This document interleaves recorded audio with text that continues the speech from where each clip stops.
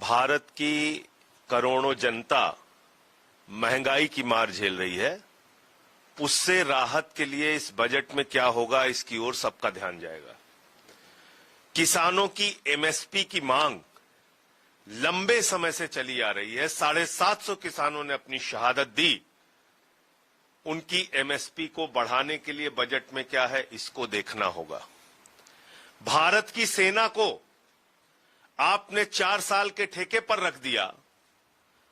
अग्निवीर जैसी योजना लाकर भारत की सेना को कमजोर करने का काम किया। आपके खुद के घटक दल कह रहे हैं कि अग्निवीर वापस लो। उस अग्निवीर योजना को वापस लेकर सेना की भर्ती पुरानी स्थिति में 17 वर्षों के लिए जैसे पहले होती थी वैसे बहाल किया जा रहा है और उसके लिए बजट निर्धारित किया जा रहा है कि नहीं किया जा रहा है, इसकी ओर नौजवानों की निगाह होगी।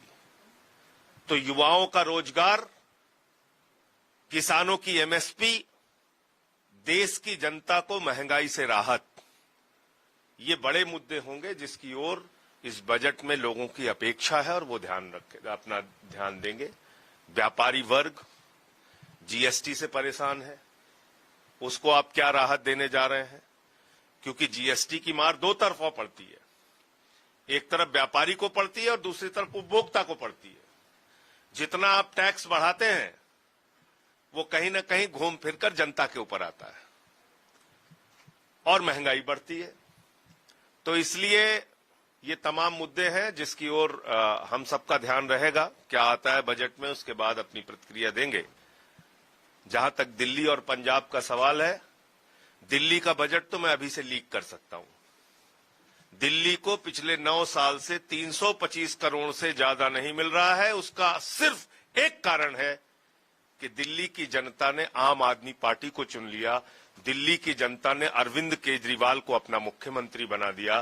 तो केजरीवाल जी मुख्यमंत्री कैसे बन गए, आम आदमी पार्टी की सरकार कैसे बन गई, इसका बदला लिया जा रहा है दिल्ली के लोगों से। लाखों करोड़ का टैक्स दिल्ली की जनता देती है केंद्र सरकार को और बदले में हमको पिछले 9 साल से 325 करोड़ रुपए मिल रहा है। इसके अतिरिक्त कुछ नहीं मिल रहा है और आज के बजट को मैं अभी लीक कर सकता हूं। आप देखिएगा बजट आएगा, 325 करोड़ से ज्यादा हमें मिलने वाला नहीं है। पंजाब की हालत यही है, 8000 करोड़ रुपए अलग अलग डेवलपमेंट के विकास की योजनाओं का इन्होंने रोक के रखा हुआ है।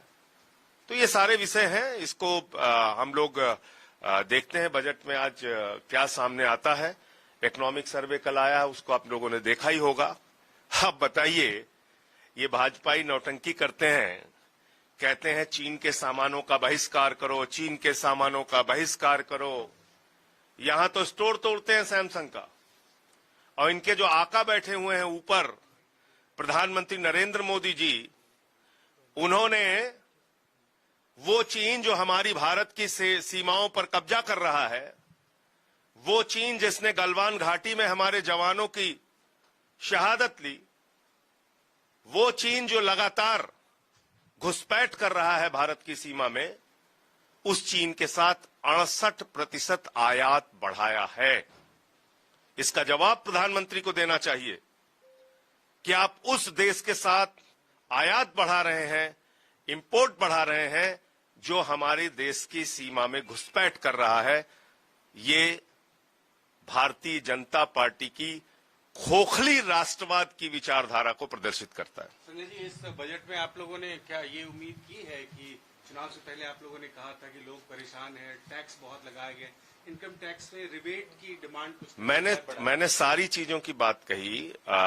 कर्मचारियों को हमेशा उम्मीद होती है कि उनका टैक्स स्लैब बढ़ाया जाएगा। कर्मचारियों को, आम आदमी को, इस देश के करोड़ों लोगों को सबसे बड़ी उम्मीद होती है कि महंगाई से कैसे राहत मिलेगी। ओपीएस का मामला इतना पुराना चल ही रहा है, उसके लिए आप देखते हैं लाखों कर्मचारी सड़क पे आते हैं।